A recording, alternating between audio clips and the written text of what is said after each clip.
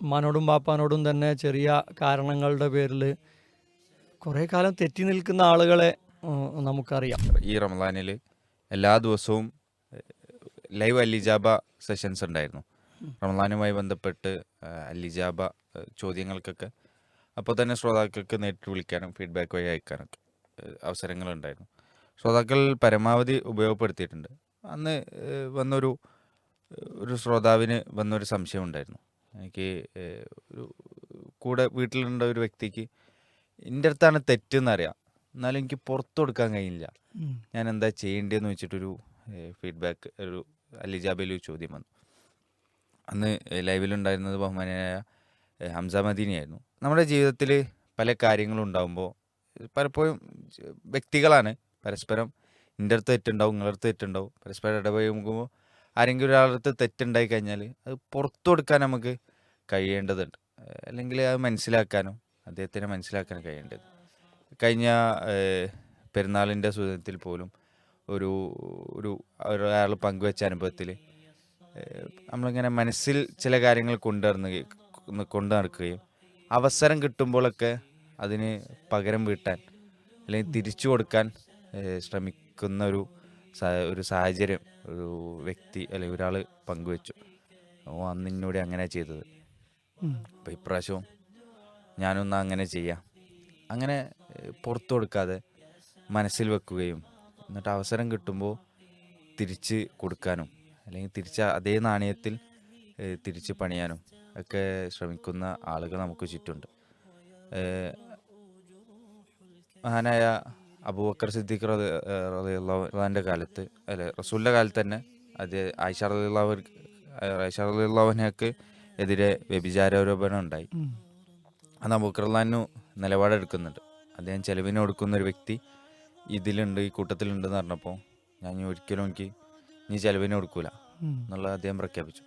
അന്ന് റസൂൽ ചോദിക്കുന്നുണ്ട്, അബൂബക്കറെ അള്ളാഹു നിനക്ക് പുറത്തു തരണമെന്ന് നീ ഉദ്ദേശിക്കുന്നില്ലേ, അതുപോലെ പുറത്തു കൊടുത്തൂടെ എന്ന് ചോദിക്കുന്നുണ്ട്.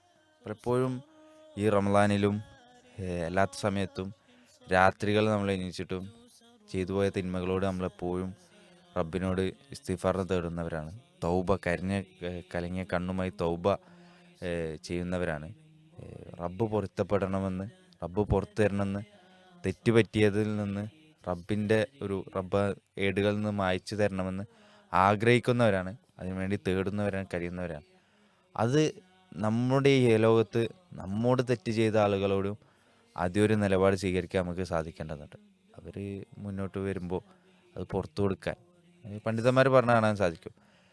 അദ്ദേഹത്തെ നമുക്കൊരു മോശാനുഭവം ഉണ്ടായിക്കഴിഞ്ഞാൽ ഒരു 70-ലധികം ഉദർജി നൽകുക. നല്ല ന്യായം ഒന്ന് അങ്ങനെ ആയിരിക്കും ചെയ്തിട്ടുണ്ടാവുക. തിന്മകൾ വിചാരിക്കാതെ അവൻ്റെ അപ്പോഴത്തെ മെൻറ്റാലിറ്റി അങ്ങനെ ആയിരിക്കാം, അല്ലെങ്കിൽ എന്തെങ്കിലും ഒരു കാരണം 70ഓളം നല്ല കാരണങ്ങൾ കൊടുത്തു നോക്കാം. ഇല്ലെങ്കിൽ അതിലും അധികം നമുക്ക് പോകാൻ കഴിഞ്ഞില്ലെങ്കിൽ എന്താ അങ്ങനെ പെരുമാറിയെന്ന് അറിയാൻ, എന്താ അങ്ങനെ ചെയ്തെന്ന് അറിയാൻ എനിക്ക് സാധിച്ചിട്ടുണ്ടാവില്ല എന്നുള്ള നിലപാടിലൊക്കെ എത്താന്നുള്ള. അല്ലാതെ ഒരു തെറ്റേ ഓനോട് അങ്ങനെ ഓൻ്റെ മനസ്സിലെന്തോ ഉണ്ടാവും എന്നുള്ള നമ്മളൊരു ആൻറ്റി മൈൻഡ് ട്രിഗർ ചെയ്ത് കഴിഞ്ഞാൽ പിന്നീട് ആ സന്ദർഭം കിട്ടുമ്പോൾ പകരം വീട്ടാനോ ഒന്ന് അങ്ങനെ ചെയ്തില്ലേ, ഇങ്ങനെ ചെയ്തില്ല എന്നുള്ള നിലക്ക് അതിന് പകരം വീട്ടാനോ അങ്ങനെ മുന്നോട്ട് പോകാനൊക്കെ മനസ്സിങ്ങനെ പ്രേരിപ്പിക്കും.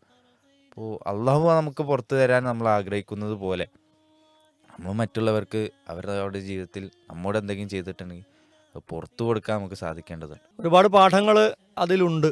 നമുക്ക് അള്ളാഹു പുറത്തു തരണമെന്ന് നമ്മൾ ആഗ്രഹിക്കുന്നുണ്ടെങ്കിൽ നമ്മൾ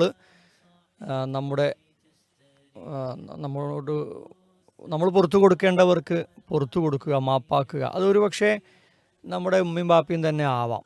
ഉമ്മാനോടും ബാപ്പാനോടും തന്നെ ചെറിയ കാരണങ്ങളുടെ പേരിൽ കുറേ കാലം തെറ്റി നിൽക്കുന്ന ആളുകളെ നമുക്കറിയാം. എന്തെന്ന് വെച്ചാൽ സ്വന്തം അസുഖം ഉണ്ടായിട്ട് പോലും, സ്ട്രോക്ക് വന്നിട്ട് പോലും ഉമ്മാനെയും ബാപ്പാനെ അല്ലെങ്കിൽ അമ്മയെയും അച്ഛനെയും അറിയിക്കാത്ത ആളുകളെയൊക്കെ നമ്മൾ കാണുകയാണ്. ഒരു പക്ഷേ ഒരു ജാള്യത കൊണ്ടായിരിക്കാം, അല്ലെങ്കിൽ വാശി അത്രയും കടുത്ത് നിൽക്കുന്ന അത് ആയിരിക്കാം. ഏതായാലും അള്ളാഹു നമ്മളെല്ലാവരെയും കാത്തുരക്ഷിക്കുമാറാകട്ടെ. ആമീൻ.